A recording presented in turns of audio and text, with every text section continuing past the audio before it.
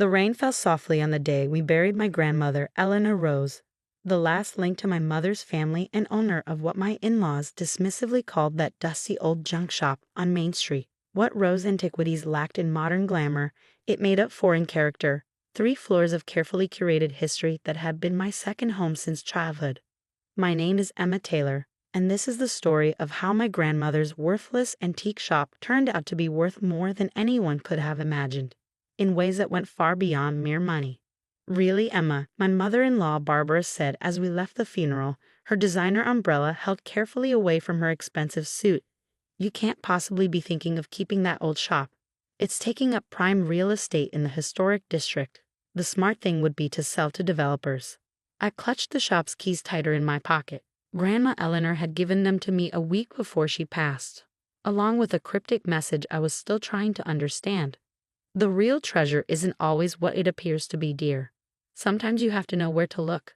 "The shop stays," I said firmly. My husband Michael shifted uncomfortably beside me, caught as usual between his wife and his mother. "But darling," Barbara persisted, "you have a career in finance to think about. Managing a failing antique shop is hardly—" I said no. My voice came out sharper than intended, drawing looks from other funeral guests. But I couldn't help it. The shop was all I had left of both my grandmother and my mother, who had died in a car accident when I was 12. Eleanor had raised me among those antiques, teaching me the stories behind each piece, training my eye to spot quality and craftsmanship. That evening, after the mourners had gone home and Michael had taken his parents back to their hotel, I went to the shop alone. The bell above the door chimed softly as I entered, its familiar tone bringing tears to my eyes. Everything was exactly as Grandma had left it. The Lewis XV chair she'd been restoring still sat in her workspace, the ledger still neat on her desk, the displays still perfectly arranged. I made my way to her office in the back, remembering all the afternoons I'd spent there doing homework while she worked. The old roll-top desk stood against the wall, its surface covered with papers and catalog references. As I began sorting through them, a leather-bound book caught my eye. It wasn't one of the shop's regular ledgers. This one was older, its pages yellowed with age. Inside, in my grandmother's elegant handwriting, was a catalog unlike anything I'd seen before. Each entry detailed not just items and prices, but complex codes and references I didn't understand. Some entries had stars next to them. Others have letters that seemed to correspond to nothing in the shop's inventory.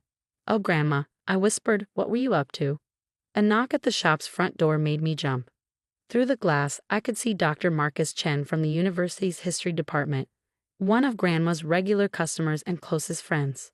"I'm sorry to disturb you, Emma," he said when I let him in, "but Eleanor asked me to come. She left something for you with me to be delivered after." He handed me an envelope, thick with what felt like a key inside. "She said you'd need this once you found her special ledger." My hand trembled as I opened it. Inside was indeed a key, old, brass, intricately carved, and a letter. "My dearest Emma, if you're reading this, then you found my real inventory book, and Marcus has kept his promise to deliver this key. What I'm about to tell you must be kept secret for now. There are people who wouldn't understand what I've spent my life protecting. Rose Antiquities isn't just an antique shop. It's a safe house for some of history's most significant lost treasures. Your grandfather and I started this work in 1962, helping European museums recover artwork that had been stolen during World War II. Over the years, it evolved into something bigger. The coded entries in my ledger, those are the real items, hidden in plain sight among the regular inventory. The stars mark pieces that museums and collectors have been searching for decades. The letters correspond to their true provenance. But you have to be careful. There are people who have suspected what we do, the Carmichael family in particular. They've been trying to buy the shop for years, not for the real estate, but because they think they know what's hidden here. The key opens a hidden room in the basement. Take Marcus with you when you go down. He knows about some of the pieces, and you'll need his expertise to understand the full scope of what's there. I'm sorry I couldn't tell you this while I was alive. It was safer for you not to know. But you're ready now. You've always had the eye for it, even as a child. Remember when you spotted that fake Tiffany lamp at the Anderson estate sale? You were only 10, but you knew something wasn't quite right about the glass work. Be careful who you trust, and whatever you do, don't let anyone pressure you into selling. especially not the Carmichaels. All my love, Grandma Eleanor. P.S. That Louis XV chair I was restoring. Look under the seat cushion. The papers there will explain everything about the Vermeer. I looked up at Marcus, my mind spinning. The Vermeer? As in Johannes Vermeer? The Dutch master? He nodded gravely. Perhaps we should check the basement before we discuss this further. The walls here, they have ears. Just then, my phone buzzed. A text from Michael. Mom's insisting on coming by the shop tomorrow morning to help you catalog everything for the estate sale. I tried to tell her no, but you know how she gets. I looked at Marcus, then at the key in my hand. How long will it take to see what's in the basement? Several hours at least. Some of these pieces, they'll need careful documentation. Then we better get started. Barbara Winston isn't known for her patience, and tomorrow morning she's going to learn that her daughter-in-law's worthless inheritance is anything but junk. As we headed toward the basement door, I could have sworn I heard Grandma Eleanor's soft chuckle among the antiques. The real adventure was about to begin. The basement key turned with a soft click that seemed to echo through the silent shop. Marcus held the flashlight steady as we descended the narrow stairs, past the regular storage area I'd known all my life, to a section of wall that had always looked perfectly ordinary. Your grandmother was brilliant with hiding things in plain sight, Marcus said, running his hands along the wooden paneling. Most people never realize that this wall doesn't match the building's actual dimensions. The hidden door blended so perfectly that even knowing it was there, I barely saw the seam. It swung open silently, revealing a climate-controlled room that stretched nearly the length of the building. "Oh my God," I whispered as Marcus found the light switch. The room was a museum-quality storage facility. Temperature and humidity monitors blinked steadily on the walls. Carefully labeled crates lined industrial shelving units. Paintings hung on specialized racks. Display cases held smaller items, each one tagged with the same coding system I'd seen in Grandma's ledger. "Start with the chair," Marcus suggested. "The Vermeer connection is significant. I found the Louis XV chair where we carried it down last week for Grandma's restoration." The cushion lifted easily, revealing a hidden compartment containing a thick file and what looked like original provenance documents from the 1940s. During World War II, Marcus explained as I read, many Jewish families in Amsterdam hid their valuable artworks before fleeing. One family had a Vermeer, a previously unknown work. They disassembled the frame, hid the canvas inside this chair, and sent it to America with other furniture. Your grandparents helped track down the family's heirs. But this documentation, it's about more than just one painting. Eleanor and Robert, your grandfather, they built a network. Museums, art historians, legitimate dealers, all working to recover lost art and artifacts. This shop became a safe waypoint. Items could be hidden here, documented, authenticated, and returned to their rightful owners. I moved through the room in a daze, matching codes from the ledger to items on the shelves. Each piece had a story. Ancient artifacts looted from archaeological sites, artwork stolen by the Nazis, cultural treasures taken during colonial periods. "The Carmichaels," I said suddenly, remembering Grandma's warning. "They know about this. They suspect Gregory Carmichael's father was involved in some questionable acquisitions. He's been trying to find evidence of lost pieces for years. That's why they keep trying to buy the building." My phone buzzed again. Another text from Michael. "Mom's determined to come by first thing tomorrow. Says she's already called an estate liquidator." I looked at my watch. 11:30 p.m. How many people do you trust completely to help us document all this tonight? Marcus was already on his phone. "I can have a small team here in 30 minutes. All vetted. All who worked with Eleanor before." The next 8 hours were a blur of careful photography, detailed documentation, and incredible discoveries. Dr. Sarah Williams from the Metropolitan Museum's Authentication Department arrived at midnight. Professor James Chen, Marcus's brother, from the Smithsonian joined us at 2 a.m. Each new finding left them more amazed. "This Buddha statue," Sarah whispered, examining a seemingly modest bronze figure. "It was looted from a temple in Myanmar in 1945. Museums have been searching for it for decades. The provenance papers are all here," I said, checking the ledger. Grandma was helping the temple reclaim it. James was carefully examining a collection of Native American artifacts.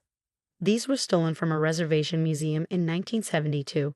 The tribe has been trying to recover them ever since. By 7 a.m., we had preliminary documentation of over 200 significant pieces. Their combined value was staggering, but more importantly, each item represented a piece of history that could finally be returned to its rightful owners. At 8:30 a.m. sharp, the shop's bell chimed. Barbara Winston's voice carried down the stairs. "Emma, we're here to help you start clearing out this mess." I met them in the main shop area, where Barbara was already placing post-it notes on pieces she deemed salvageable for the estate sale. Michael stood awkwardly by the door while his mother took control. "I've called Harrison's auction house," she announced. "They can clear everything out by next week. Though honestly, most of this should probably just go to Goodwill." "That won't be necessary," I said calmly. "I've already had the inventory evaluated." "Oh, honey," she laughed, "I know you're attached to your grandmother's little collection, but we need to be realistic about Mrs. Winston." Sarah Williams appeared from the basement stairway, her Metropolitan Museum ID badge clearly visible. "I'm Dr. Williams, head of authentication at the Met. We're going to need you to step away from that salvageable piece you just tagged. It's a 15th century Italian devotional piece that was looted from a church in Florence in 1944. Barbara's hand jerked back from the small wooden panel as if it had burned her. What? "Emma," James Chen called from the basement door, "the Smithsonian's director is on FaceTime. He'd like to discuss the Native American artifacts." Michael found his voice first. "Emma, what's going on?" I held up Grandma's ledger. Rose Antiquities wasn't just an antique shop. It was a safe house for recovering stolen art and artifacts. Grandma and Grandpa spent 50 years helping return lost treasures to their rightful owners. But that's impossible," Barbara sputtered. "Eleanor was just a small-town antique dealer." "Actually," Marcus said, emerging with a familiar-looking folder, "she was one of the most respected art recovery experts in the world. She just preferred to work quietly." He opened the folder, revealing newspaper clippings dating back to the 1960s, stories of mysterious recoveries of lost artworks, each one mentioning an anonymous American source. "The shop stays," I said firmly, "and the work continues." Just then, the bell chimed again.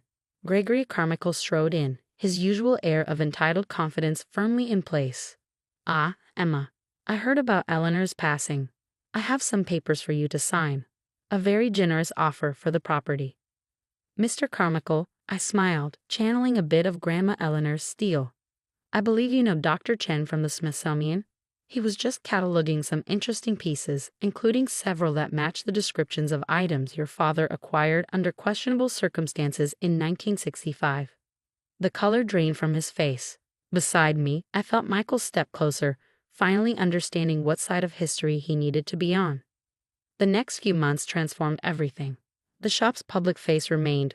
We still sold legitimate antiques to regular customers. But now Michael helped me manage the more complex operation below, carrying on Eleanor and Robert's legacy of returning lost treasures to their rightful owners. Barbara stopped coming by the shop. The one time she did visit, she happened to be there when we returned a medieval manuscript to a small monastery in France.